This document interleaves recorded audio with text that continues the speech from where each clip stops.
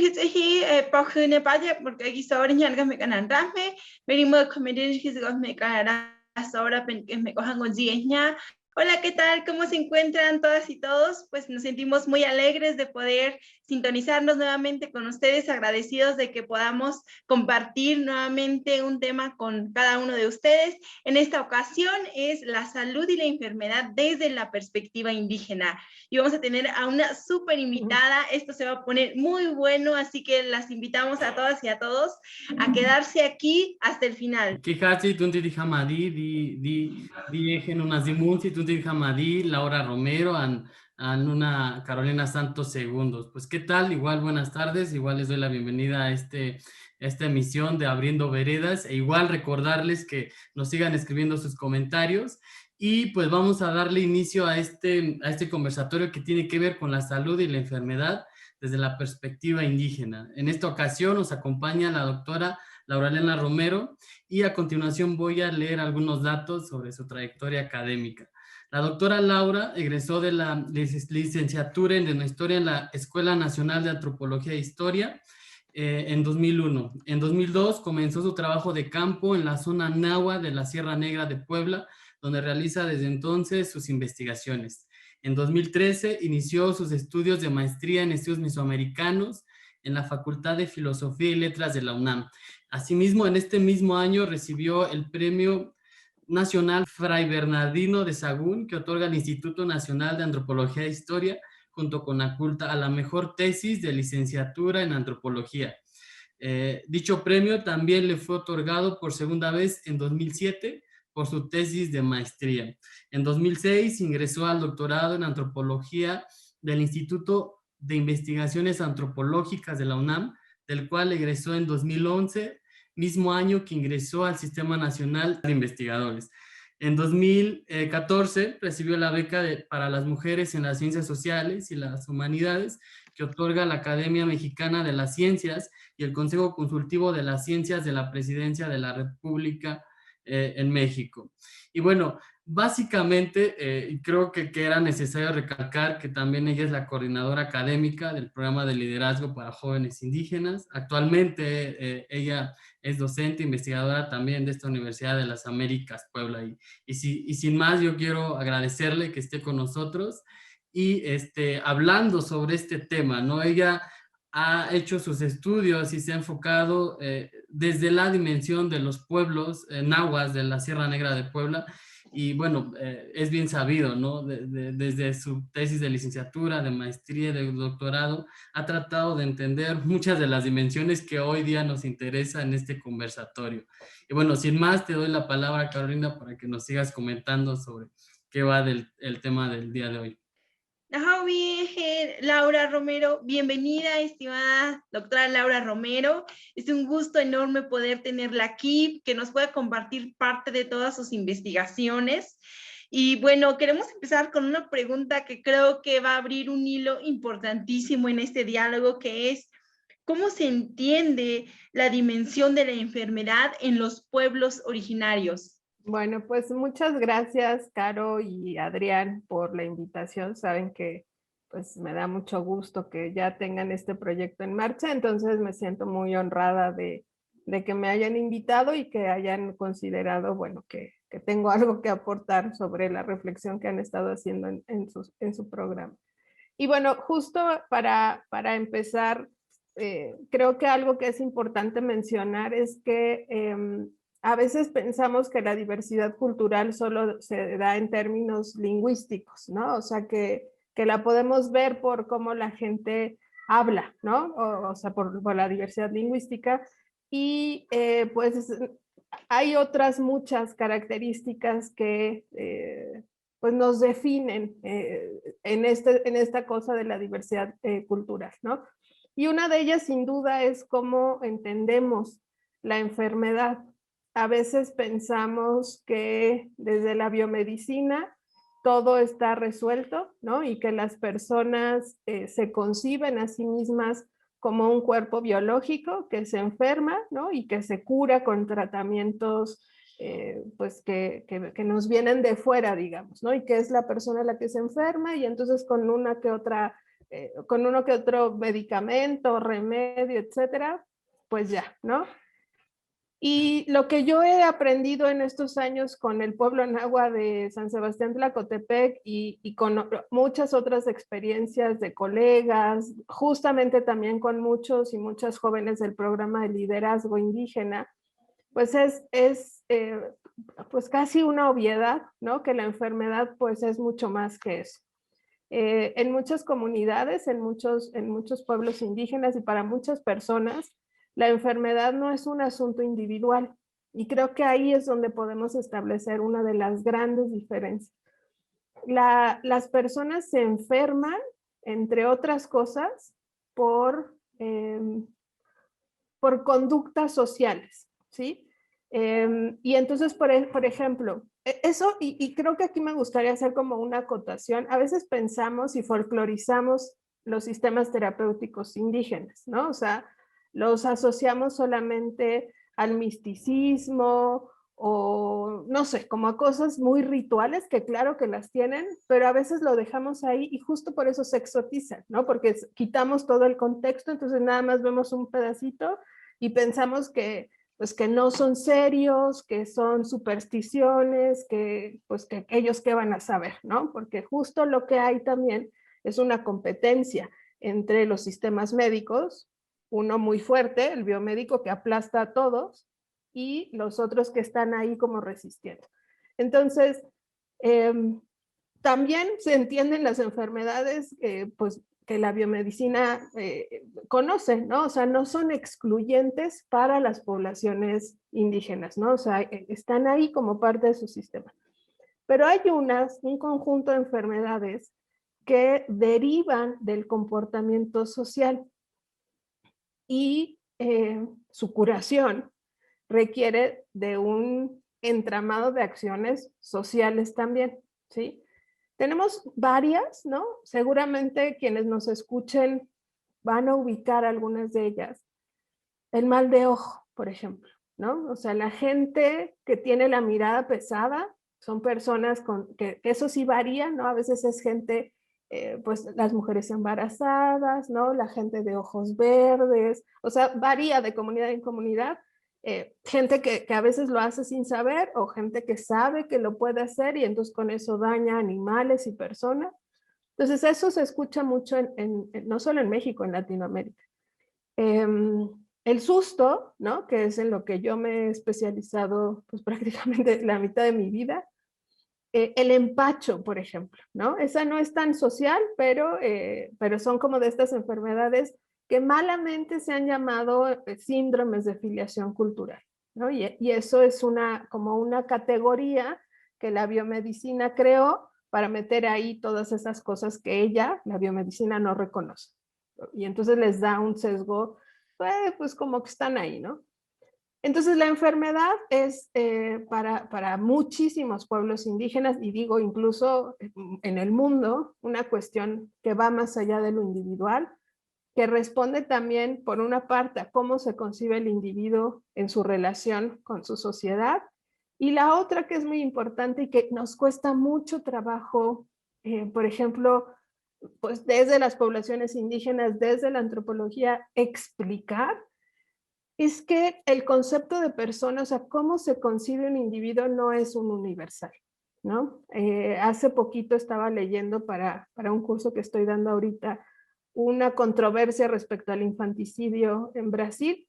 Y bueno, la discusión, que se parece mucho a la discusión sobre el aborto, es cuando una persona es persona, ¿no? Y para muchos pueblos indígenas, y eso lo he platicado con Adrián justo en el marco de su investigación doctoral, la persona no nace siendo un ser humano, hay que hacerlo ser humano, ¿no? Alimentarlo, procurarlo, enseñarle la lengua, ese es otro debate, ¿no? Es que los niños indígenas trabajan, pues no, o sea, no solo es, o sea, no solo ver a un niño indígena trabajando es explotación, ¿no? Hay una cosa en el trabajo que consolida a la persona, y yo escuché muchísimas veces a mujeres ancianas nahuas diciéndome, en la ciudad les va muy mal porque no ponen a sus hijos a trabajar, ¿no? O sea, no les enseñan a ser responsables desde chiquitos y por eso tienen pues muchos problemas cuando son grandes, ¿no?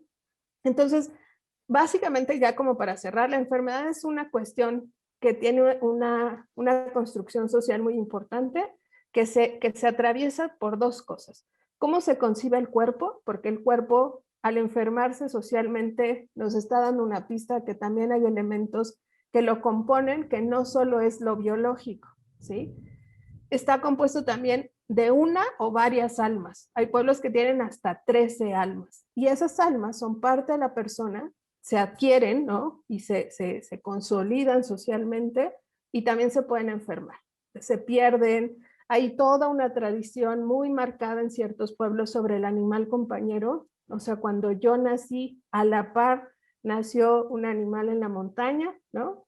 Y ese animal hay que cuidarlo. No hay que hablar de ese animal, porque si dañan a ese animal, me dañan a mí. Hay gente en muchos pueblos que no saben cuál es su animal compañero, y es mejor no saberlo, pero ese animal también puede ser dañado. Entonces, es muy complejo, y creo que aquí lo más importante es que no nos quedemos en esta idea que exotiza esas prácticas, sino que entendamos que responden a una lógica, ¿no? Y que esa lógica es una lógica que forma parte de los elementos que nos hacen diversos, ¿no? Así como tenemos una lengua diferente, pues también tenemos formas de pensar el mundo diferentes, y si las vemos como menos importantes, o se suelen ver como menos importantes, no es porque lo sean, es porque así se ha planteado, justamente en esta relación muy conflictiva entre la biomedicina y las medicinas tradicionales. Que bueno, también es todo un problema si seguimos llamándoles tradicionales, porque pareciera que no avanzan, ¿no? Pero bueno, tiene más que ver con cómo se transmite, etcétera. Pero digamos así, como para hacerlo muy esquemático, es la biomedicina en una relación muy tensa con las medicinas tradicionales. La verdad, doctora, creo que fue una perspectiva sumamente como esquemática de cómo decir esta parte, ¿no? El cuerpo no solo está compuesto por cuestiones, o sea, biológicas, ¿no? En términos, y a mí me parece sumamente importante reconocer esto, al menos esta perspectiva que tienen nuestras comunidades, desde nuestras comunidades, y en efecto, cada comunidad va a tener, como dice, ¿no? Una dimensión de quién es persona, ¿no? Y quién es parte de la comunidad, pero también es más allá de eso, es un ente también, es energía, bueno, por decirlo de alguna manera, ¿no? Y que también está en un ecosistema de otras cosas, ¿no? Que también no son tangibles en este sentido, ¿no? Y en este caso hablamos, pues sí, de otros espíritus, de otras almas, en muchos casos, nuestras propias comunidades. Los cerros tienen almas, ¿no? O tienen almas, o en las cuevas, o en la misma milpa, ¿no? O los mismos muertos también, no son entes que están, que no están, más bien están constantemente en nuestras propias lugares que convivimos. Ya nos dijo más o menos cuáles son este tipo de enfermedades, ¿no? Como el tema del susto, el mal de ojo, el empacho. Y ahora yo quiero como enfocar en esta pregunta, ¿no? ¿Y cómo se curan? ¿Cómo se curan en nuestras comunidades este tipo de enfermedades, ¿no? O desde la experiencia, por ejemplo, de la Sierra Negra, ¿no? ¿Cómo se están curando estas enfermedades que no necesariamente están previstos por la biomedicina, como los comenta? Creo que sí es importante como enfatizar lo que mencionaste de que prácticamente todos los pueblos indoamericanos, lo que consideramos el medio ambiente son también consideradas personas, ¿no? Entonces, lo que vemos es esta idea de que los pueblos indígenas tienen una relación armónica con el medio ambiente. No es una cuestión mística, ¿no? O sea, no es solo que sean así, porque eso puede generar problemas, porque hay detrás un telón que pareciera ser que esta idea del buen salvaje, ¿no? Que están tan cerca de la naturaleza, que no han sido dañados, ni tienen malicia que viene de la civilización. Entonces, siempre hay que ser muy cuidadoso con eso, y más bien pensarlo como una relación altamente política, ¿no? O sea, cuando están pidiendo permiso para talar, o están pidiendo permiso para tomar agua o para abrir un camino, están estableciendo unas relaciones políticas con esos otros seres, y esos otros seres también pueden tomarse a mal las peticiones, ¿no? Y entonces enfermar. Y buena parte del susto, o sea, de esta enfermedad muy importante en México, es por estas cosas no cuidadas que se hacen en el monte o en el río. Y por eso los niños se enferman mucho de susto, porque son como imprudentes, ¿no? No tienen las medidas, no conocen los rituales, no conocen cómo acercarse a estos espacios. Las horas son muy importantes, ¿no? El amanecer, el mediodía, el crepúsculo, la medianoche. Hay toda una conjunción entre la persona, entre el individuo, el ser humano y su entorno, ¿no? Entonces, por ejemplo, quizá de las más complejas de curar es el susto, el espanto, justamente porque involucra al alma. Entonces, ahí lo que se requiere es de un especialista, ¿no? De un ritualista, tienen una complejidad también muy grande de especialidades, ¿no? La partera, el huesero. En la Sierra Negra hay uno que se llama la Tepachobani, casi siempre es mujer, que es alguien que cura como sobando, ¿no? Como haciendo masajes. Casi siempre son enfermedades de niños y de posparto. Entonces, dentro de esto, hay personas que pueden tener varias especialidades, o sea, una misma persona hacer varias. Pero la más compleja, digamos, porque implica un proceso de iniciación, es pues este ritualista que es capaz de traer de vuelta el alma. Y la complejidad de su trabajo es porque en ese proceso tiene que negociar con quien la atrapó, que generalmente pues es el dueño de los animales, ¿no? La tierra, la dueña del agua, y son entidades muy poderosas, ¿no? Muy difíciles de convencer, y se necesita de todo un trabajo de negociación muy importantes. En algunos pueblos mijes, este especialista se llama amugad, que es una mijesización, ¿no? De la palabra abogado. O sea, y eso nos muestra un poquito cuál es su función, ¿no? O sea, la curación ahí es un proceso de negociación, y entonces se entregan ofrendas, se trae de vuelta el alma. Eso es cuando es muy complejo, porque a veces las mamás, las madres de familia, pueden hacer como pequeños rituales para que el alma no se pierda, pero cuando no se tienen esos cuidados, entonces sí hay que traer a un especialista. Entonces, la particularidad de estas enfermedades es que al involucrar como muchos aspectos de la persona y de su vida social, requieren de complejos procesos rituales, ¿no? Lo mismo, por ejemplo, con el nacimiento. El nacimiento, pues, es un proceso que se puede resolver de manera más o menos fácil, pero las parteras tienen que hacer todo un trabajo de incorporación de ese ser que no es plenamente humano, ¿no? A la comunidad humana. Entonces lo limpian, lo nombran, o sea, hay muchos cuidados. Y algo que es muy interesante es que estas especialidades siempre reciben el conocimiento por revelación, o lo soñaron, ¿sí? Casi siempre es soñado. Eso nos excluye que hayan tenido abuelos, por ejemplo, o abuelas que también tuvieron el mismo rol en la comunidad, pero aquí lo importante es que ese conocimiento se asume como revelado, ¿no? No lo estudien. Y entonces eso genera mucho, vuelvo a lo mismo, eso genera mucho conflicto con la medicina, porque la ciencia, lo que vale es lo que se aprende, ¿no? Lo que se lee en los libros, la evidencia empírica, etcétera. Y entonces hay un conflicto ahí entre los ritualistas y los médicos, porque tienen posturas frente al conocimiento muy diferente. También hay muchísimos curanderos que desacreditan el trabajo de los médicos cuando se quieren meter en su terreno, ¿no? O sea, un médico jamás va a poder curar el susto, como un curandero no todos consideran que pueden curar el cáncer, por ejemplo, ¿no? O sea, como que sí tienen muy identificados sus territorios. Pero el proceso es desde el vientre materno, ¿no? Cuando una persona va a nacer con el don de curar. Curar es un servicio al pueblo, es un servicio al colectivo. Y entonces, por eso es considerado como un trabajo y como una virtud otorgada. Entonces, porque lo que vas a hacer es algo para tu pueblo y por eso es muy importante que aceptes ese don que te están dando.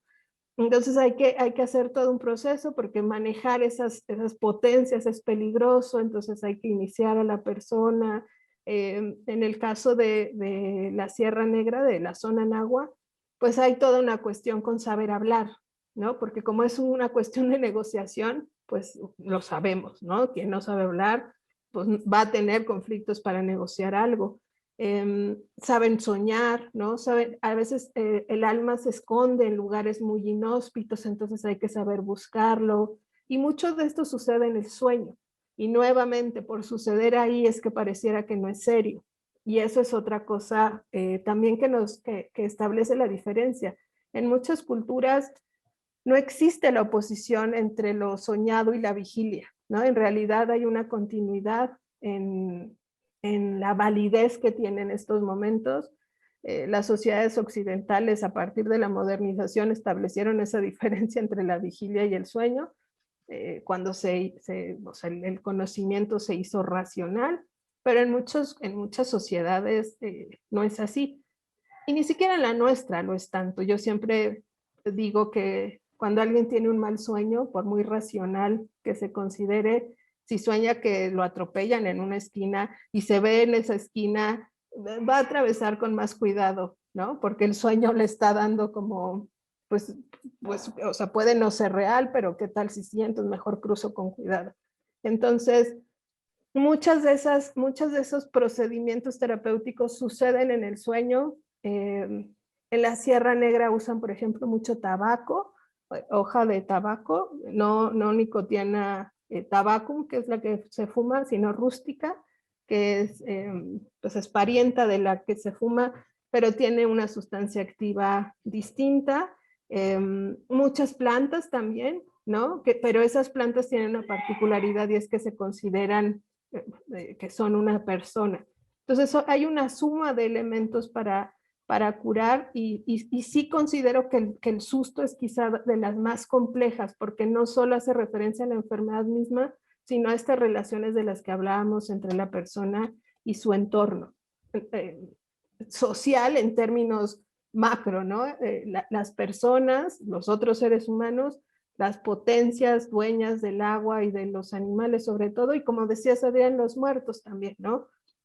Hay muertos que son dañinos y hay que mejorar la relación con ellos, entonces, pero también pueden enfermar, sobre todo cuando son recién muertos, porque hay como un discurso que están acostumbrándose a no estar vivos, entonces desean como sus cosas que tenían en su vida y van a estar rondando por su casa, o sea, hay como muchas precauciones y sí, nos habla de todo este mundo en el cual está inserta pues la concepción de la enfermedad. Los pueblos originarios tenemos una visión de enfermedad y educa también para vivir en este mundo. Se nos educa desde la niñez para poder empezar a temerle al espíritu del agua, a temerle al espíritu de la tierra, a determinados lugares, por determinadas cuestiones, y también a ser precavidos para no caer en este tipo de situaciones. Por ejemplo, en mi pueblo, el pueblo Ñacho, Mazahua, nos empiezan a decir que si comemos tortilla azul no vayamos a escarbar en el suelo, porque nos va a dar aire, nos va a pegar aire, ¿no? Que si comemos determinados alimentos que no salgamos al viento porque va a generar un efecto en nuestro cuerpo y muchísimas cosas así, ¿no? Si se va a tocar agua hay que pedirle permiso al agua, si se va a sembrar incluso, ¿no? Anteriormente había, creo que un sentido de respeto más amplio y eso también es de preocuparse, ¿no? Porque esta lucha tan fuerte de la cual usted nos habla, también está incidiendo y está generando transformaciones y eso es algo que nos debe de preocupar mucho, cómo es que de pronto empezamos a perder o se va difuminando esta cosmovisión sobre la relación cuerpo y enfermedad. Entonces, ¿qué va a pasar, no? Cuando de pronto las personas pierdan esto. Y también, esta es una pregunta que quiero hacerle, ¿qué pasaría si los pueblos indígenas perdemos esto? Pero también preguntarle, ¿qué pasa cuando una persona que padece de estas enfermedades que usted ya nos compartió no se cura? Bueno, esa es una súper pregunta, Caro, porque es la gran cuestión, ¿no? O sea, sí, pues sí, muy efectivo el ritual. ¿Y qué pasa cuando alguien no se cura, no? Em, todo procedimiento terapéutico, tanto en la medicina biomédica como en las otras medicinas, ¿no? Pienso cuando digo esto en la homeopatía, en la acupuntura, en la ritualidad terapéutica de los pueblos del mundo, ¿no? Siempre hay un porcentaje de falla. Y creo que eso es un gran aprendizaje que deberíamos tener sobre los pueblos indígenas. Y esto es muy importante, Caro, que lo preguntes, porque a veces parece que son fatalistas, ¿no? Esto de, bueno, pues vamos a la fiesta del pueblo en medio de la pandemia, porque si nos tenemos que morir, Dios dirá. Y entonces eso se ve muy mal desde afuera, ¿no? Como, ay, qué irresponsables, siguen haciendo la fiesta, ya se resignaron a morirse, y, o sea, pero creo que hay muchísima claridad, y esto me parece súper importante, en que el ser humano no es la criatura más poderosa, ¿no? O sea, somos una de otras y somos una bastante limitada. Y creo que eso hace que cuando alguien se muere, que no se cura, por ejemplo, ¿no?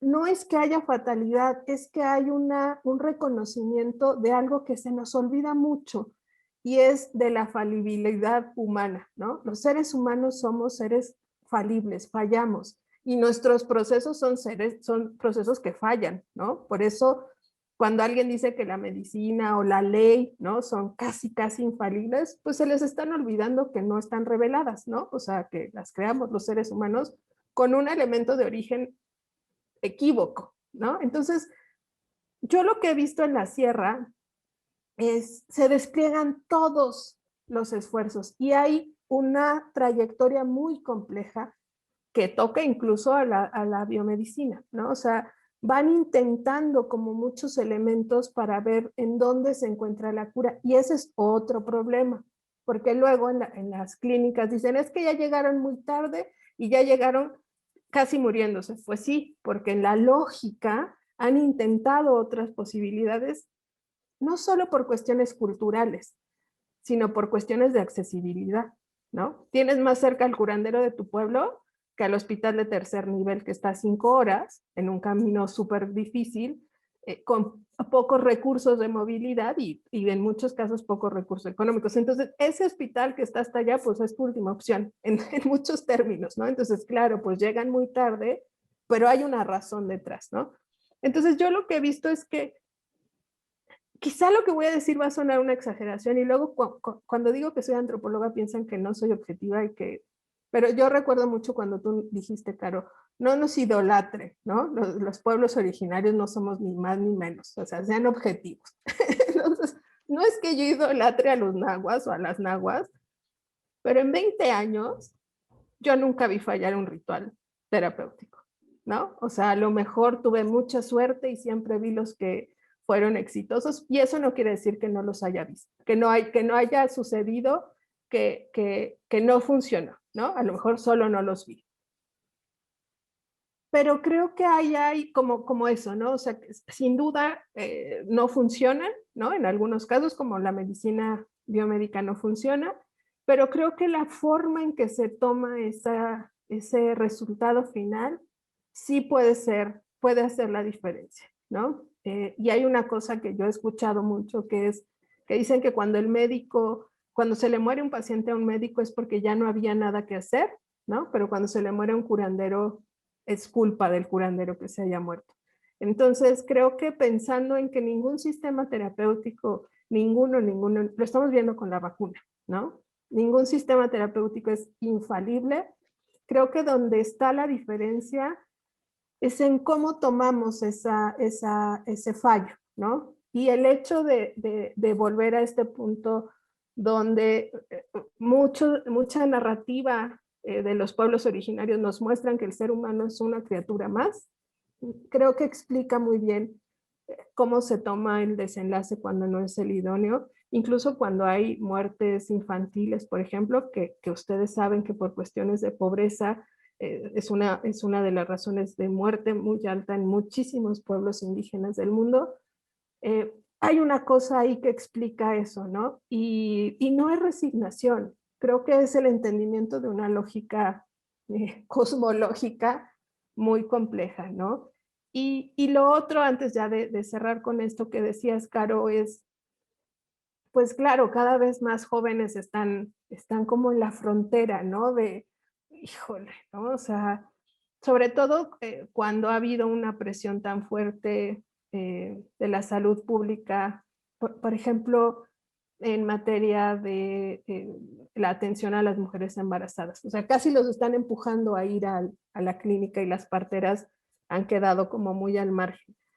Entonces, creo que pasa algo muy similar con la lengua. Cuando tu práctica es vista como algo supersticioso, irrelevante, exótico, pues a veces te quieres desmarcar, ¿no? Porque afuera la lectura no es, no es la que te hace sentir bien. Hay mucha discriminación, mucha presión, mucha burla.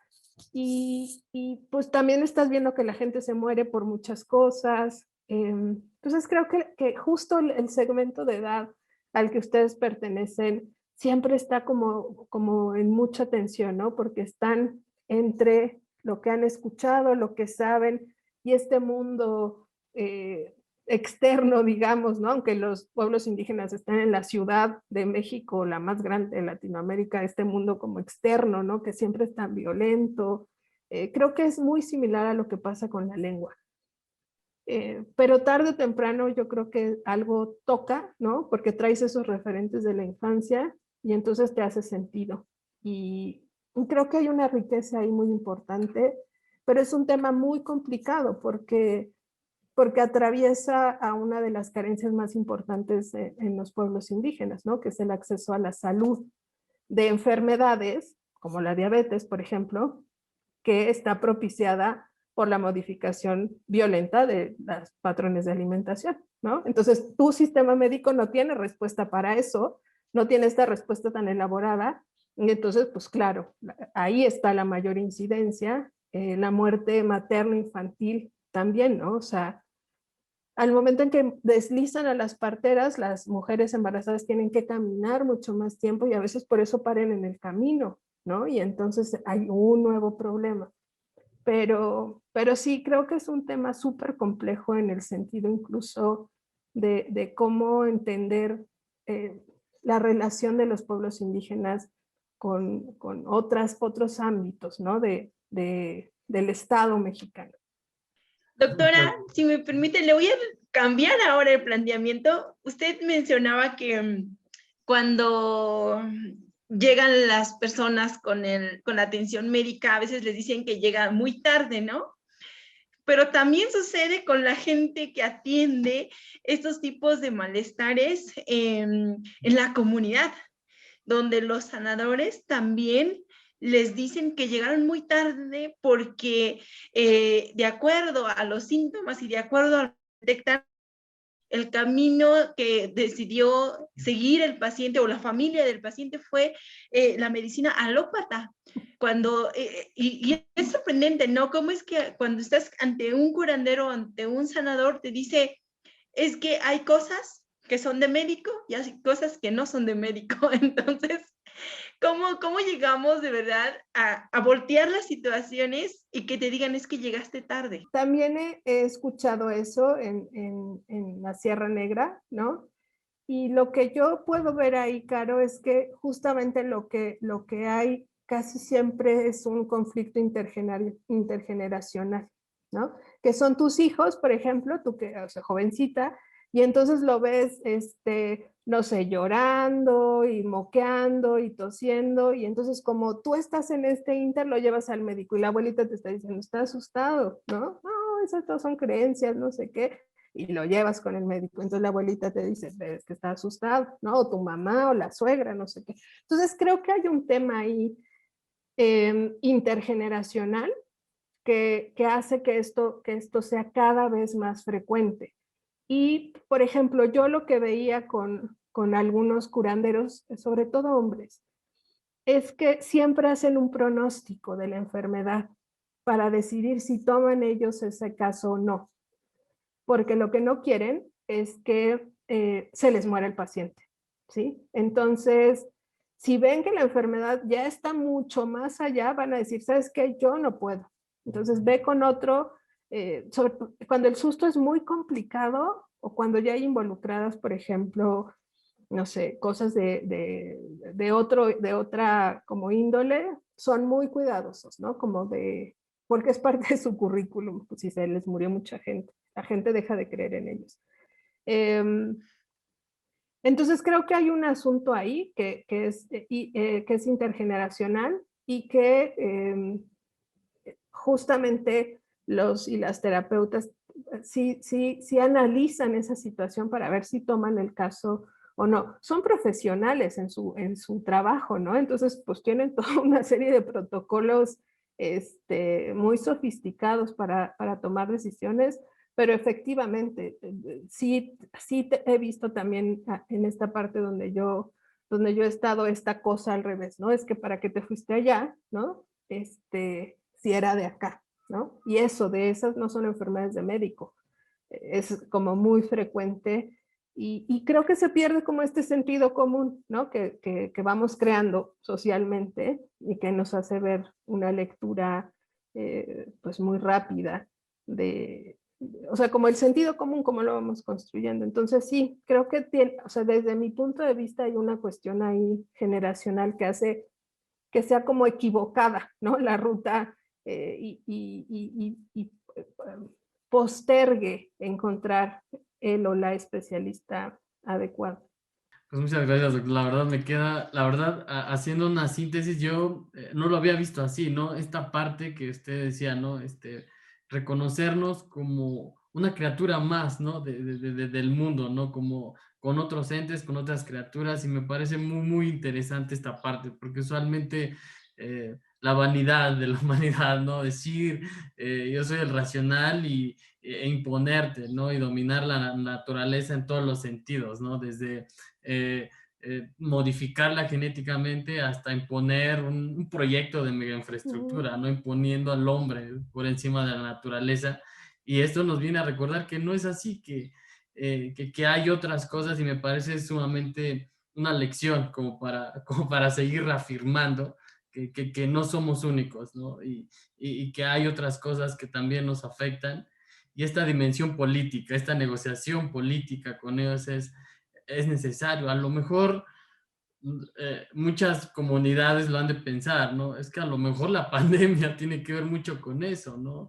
Que hemos dejado de negociar, de ofrecer, de negociar con esos entes y a veces hay una suerte como de, pues sí, es que es un tipo como castigo, ¿no? En este sentido que nos olvidamos mucho de la naturaleza del cerro, de nuestros antepasados, de lo que hay que seguir haciendo para reactivar nuevamente el ciclo de la vida, el ciclo de la cosecha, ¿no? Creo que a lo mejor por ahí, yo lo he escuchado mucho en mi comunidad, ¿no?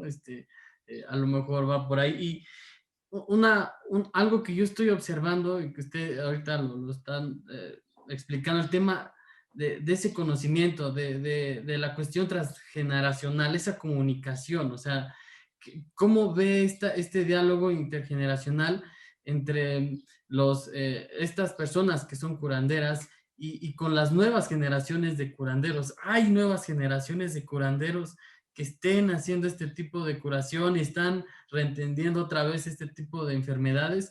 ¿O cómo lo observa? Híjole, Adriana, ahí hay esa camisa de 11 varas, como decía mi abuelo. Hay un proceso del cual hemos incluso hablado de manera informal, los tres, que tiene que ver con la institucionalización del conocimiento tradicional, ¿no? Cuando en México a los médicos tradicionales y a las parteras se les buscó profesionalizar, esto, o sea, suena chistoso, ¿no? Porque lo es chistoso. era un proceso para legitimar su conocimiento, que tenía que pasar por una acreditación de varias instancias del Estado mexicano.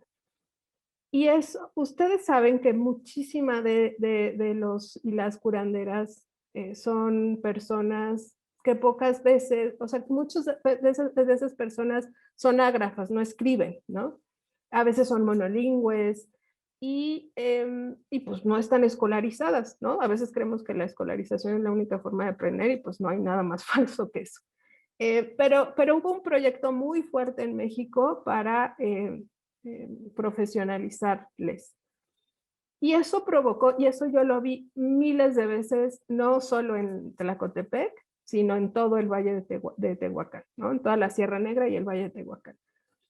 Y era que para obtener estas certificaciones sin las cuales las parteras, por ejemplo, no pueden ni siquiera acercarse a una mujer parturienta porque corren el riesgo de ser criminalizadas, a menos de que estén profesionalizadas, tenían que llevar a su nietecita, ¿no? La más lista, ¿no? La que sabía leer y escribir, para que tomara las notas. Y entonces eso modificó de manera como muy brusca los procesos de transmisión del conocimiento, porque, y dije modificó, a veces como que dices es que se van a perder porque ella no tiene el don, las comunidades se ajustan porque pues por eso están vivas, ¿no? Entonces modificó muy drásticamente y estos procesos de transmisión del conocimiento.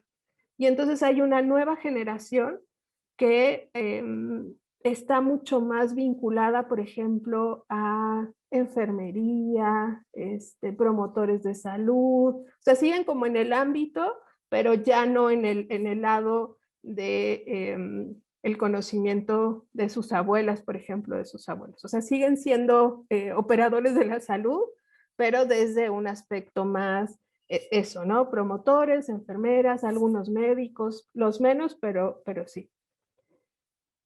Y entonces de alguna u otra manera ahí está como parte de la semilla. Pero lo que sí veo es que hay cada vez menos interés de las nuevas generaciones en los saberes de sus abuelos y de sus abuelas.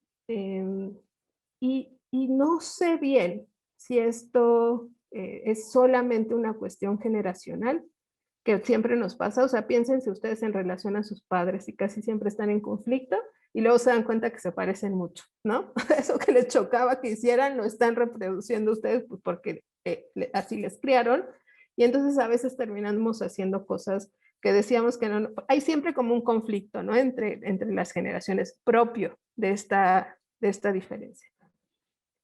Pero creo que sí hay ahorita como un muy alto riesgo de que esos conocimientos dejen de tener sentido para la juventud, ¿no? O sea, ya no son las mismas necesidades, muchos son migrantes, ¿no? Muchos han ido a la universidad, entonces como ese conocimiento como que ya no tiene mucho cabida en los nuevos referentes.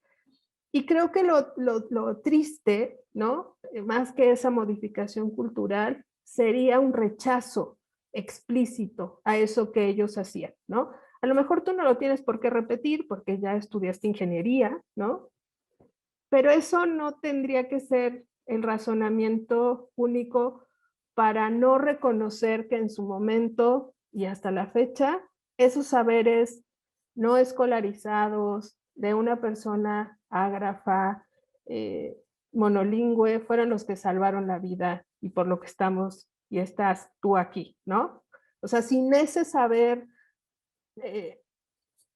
las comunidades no hubieran sobrevivido en muchísimas situaciones, ¿no? Entonces creo que no puedes obligar a un joven, ¿no? Como ustedes a seguir al pie de la letra una práctica, porque ya es otro momento, sus referentes son otros, pero creo que lo que sí sería delicado sería que las propias generaciones nuevas fueran partícipes de este rechazo de lo que nuestros ancestros y nuestras ancestras hicieron, ¿no?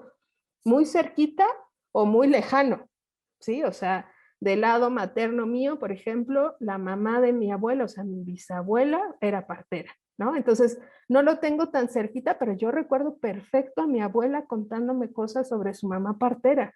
O sea, no está tan lejos, ¿no? Y no estaba escolarizada, etcétera. Y yo parí en un hospital, ¿no? O sea, no, pero sí siento que el rompimiento, más que no seguir, se da en cómo percibes esos saberes, ¿no? Y si ustedes recuerdan, en el programa de liderazgo, algo que al final, y creo que lo hicimos después de su generación, quizá, es en las últimas sesiones tratar de que no se les olvide que lo que sus abuelos y abuelas han dicho es fundamental, ¿no? Porque sin eso, pues no somos, ¿no? O sea, no nacimos como de la nada, está todo eso. Entonces, creo que sí hay una transformación muy fuerte de cómo se están haciendo los procesos de transmisión. Creo que en mucho tuvo que ver estos programas de profesionalización. Creo que para muchos jóvenes ya no tienen el mismo sentido, pero creo que permanentemente deberíamos hacer un esfuerzo por dignificar esos saberes, ¿no? Por darles el reconocimiento de lo que han hecho por este país, no solo por los pueblos, ¿no? Le han resuelto la vida en donde no hay hospitales. Y, y, y eso, ¿no? O sea, como reconocer que son parte súper importante de quiénes somos y de que estamos aquí, ¿no? Vivos. Creo que esta situación de pandemia justamente nos hace una invitación importante a que demos un paso atrás, a revalorar esos saberes ancestrales de nuestras abuelas, de nuestros abuelos, a volver a tener ese respeto profundo por la naturaleza, por la tierra, por el agua, por los animales, y también a regresar a estas formas de sanación tradicionales, de la partería, de la medicina tradicional, de valorar la lengua inclusive y de muchísimas otras prácticas importantes dentro de nuestros pueblos que justamente nos hacen comunidad y que nos hacen una comunidad con sabiduría importante hacia con la humanidad. Y creo que también es sumamente necesario que empecemos a reflexionar sobre esta idea de la modernidad, ¿no? Porque de pronto nosotros hemos pensado como nuevas generaciones que tenemos que abandonar lo de atrás y empezar a empaparnos de las cosas que son denominadas como lo moderno, como lo de la gente pensante, la gente de razón y lo que vale y lo que nos va a resolver la vida en el futuro, cuando realmente ese planteamiento no está muy lleno de razones, ¿no? Y nos invita justamente a cuestionarla, qué tan funcional nos permite cuestionarla en ver qué tan funcional pudiera ser para nosotros y regresar a estos saberes de nuestras abuelas y de nuestros abuelos y también reflexionar en el hecho de que es válido que nosotros quieramos aspirar a otras cosas como salir de la pobreza, porque eso es un planteamiento irrefutable de que la pobreza no respeta la dignidad humana y que genera muchas atrocidades. Eso es sumamente válido, pero también necesitamos reflexionar en qué cosas son las que de plano no debemos perder nunca como pueblos indígenas y de lo cual nunca deberíamos de salir, como es el respeto y la revalorización de nuestros saberes ancestrales, de conservar la lengua, de conservar nuestros trajes, de conservar determinadas tradiciones que son quienes nos van forjando como personas y que nos van enseñando estos valores y estos principios de tenerle miedo a la naturaleza, de tenerle respeto y también de cómo ir negociando nuestra vida en su conjunto para no crear daños y que tampoco podamos tener algunas consecuencias tan radicales como lo es la pandemia, ¿no? Porque justamente uno de los planteamientos de esta pandemia es que tal vez estamos invadiendo territorios que ya no son nuestros, que estamos jugando de tal forma en que las cosas ya no están justas y de que ya no son equilibradas con la naturaleza. Y ahí es donde entonces ahora nosotros debemos tener miedo y volver a tomar el lugar que nos corresponde dentro de la naturaleza. Sí, justo, Caro, ya solo como para finalizar este punto, hay un poema de Martín Tonalmeyot que se llama Negué a mi madre, ¿no? Negué sus ojos, negué sus manos, negué su rebozo negro. Y es un texto súper fuerte, ¿no? De su propia experiencia negando a su madre cuando entró a la prepa.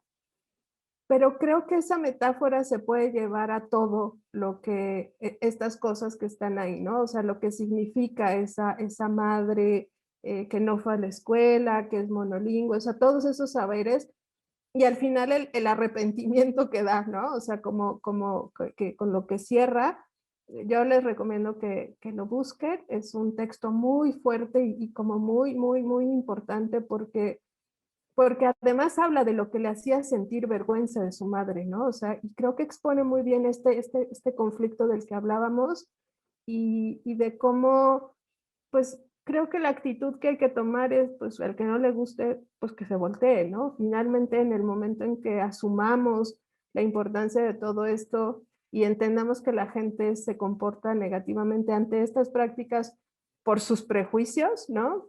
Creo que poquito a poquito le va a dar más fuerza a todo lo que muchísima gente desde las comunidades está haciendo y donde justamente la juventud está siendo muy importante, ¿no? Porque ya desde estas posiciones de academia, ¿no? De puestos políticos, están hablando de esas cosas para darles un valor que se está volviendo prácticamente incuestionable, ¿no? Entonces, échenle un ojito, es un texto pequeñito, pero súper, súper fuerte que nos lleva justo a esta reflexión de lo que estamos hablando, pues para ya cerrar el tema de la salud. Pues yo solamente, también para ir cerrando, solamente como recalcar esto, ¿no? Hemos tomado, creo, más de lo que hemos dado, ¿no? A este planeta y también es una reflexión para eso, lo que decía Caro. Muchas veces nos interesan los conocimientos de nuestros pueblos indígenas, ¿no? Pero como lo vuelvo a recalcar, los poseedores de ese conocimiento usualmente no nos interesan, ¿no? Entonces creo que la discriminación va por ahí, ¿no? Y me parece muy importante lo que dices, doctora, esta parte de, a lo mejor sí falta el diálogo, ¿no? En términos de las nuevas generaciones, pero también la postura de cómo vemos eso, ¿no? Como jóvenes, como nuevas generaciones, y creo que tendría que cambiar, ¿no? Reconocernos en esos conocimientos también y no dejar de que nos importen también las personas, ¿no? Este conocimiento también se ha ido perdiendo porque también han sido excluidas, discriminadas, y mucho también tiene que ver con en esta academia, en este ecosistema de saberes, es que también se le ha excluido y también mucho tiene que ver la academia y tiene mucho que ver también esto que se ha llamado ciencia, ¿no? Entonces, básicamente es lo que quiero recalcar y de verdad agradecerte por acompañarnos y ha sido de verdad muy interesante y también muy enriquecedor para nosotros mismos. Cómo vernos ahora frente a estas personas que tienen esta sabiduría y este conocimiento. No, pues muchas gracias a ustedes, de verdad siempre me da como, es el tema que a mí me ha dado sentido en mi vida académica y no solo eso, ¿no? Conocí a las personas y siempre les digo a mis estudiantes que cuando alguien ve morir a una niña de una semana de nacida de una enfermedad gastrointestinal, le pone cuerpo a la injusticia, ¿no? O sea, ya no es una cosa que te contaron de la pobreza, justo por lo que decía Caro, ¿no? Eso no permite que nada se dignifique. Entonces, todo mundo quiere cambiar y mejorar sus condiciones de vida, pero no lo vamos a poder hacer desde el vacío, ¿no? O sea, tenemos que agarrarnos bien de nuestras raíces, ¿no? Y eso no significa condenarte, ¿no? Significa, pues, que como los árboles te agarres bien fuerte para que, pues, te crezcas hasta donde quieras. Y creo que es muy importante justo en este contexto que mucha gente está en sus casas, pues volver a ver a las personas mayores, porque como decíamos también, ¿no? Se están muriendo y una vez que se vayan, ya se fueron y ahí sí ya no hay vuelta de hoja porque todo eso que dejamos ir, pues ya no va a volver. Entonces creo que es un buen momento para voltear a escuchar a quienes nos han permitido estar aquí y justo eso, también como no negar de dónde venimos por temor a ser, pues, no tener un lugar en esta sociedad tan complicada, pero siempre, ya, y les juro que ya con esto acabo, el pueblo huichol, el pueblo birrárica es un ejemplo clarísimo de un pueblo súper fuerte, ¿no? Culturalmente, y con una vinculación muy, muy, muy potente con el exterior, ¿no? Pero creo que esa posibilidad está dada en el enraizamiento que tienen cultural, ¿no? Entonces creo que es un muy, muy buen ejemplo de hacia dónde estoy pensando esta relación. No, pues solamente reiterar nuevamente el agradecimiento a la doctora Laura Romero por cedernos parte de su tiempo para este programa de Abriendo Veredas. Muchísimas gracias, doctora. Muchísimas gracias también a todo el equipo de la Universidad de las Américas Puebla que hace posible este tipo de transmisiones. Muchísimas gracias, Bashkahai. Y gracias a todos ustedes que nos están viendo, porque justamente son la razón de ser de estos contenidos, de estos programas que queremos que lleguen a ustedes y que ustedes los puedan recibir de una manera armónica, de tal forma en que todos podamos ir conociendo un poquito más de ese tema, algo que la humanidad tanto necesita y que no debemos escatimar en poder poner a su disposición. Muchísimas gracias a todas y a todos nuevamente. Déjenos sus comentarios y va a ser un gusto enorme poder volver a contar con su presencia en la próxima transmisión.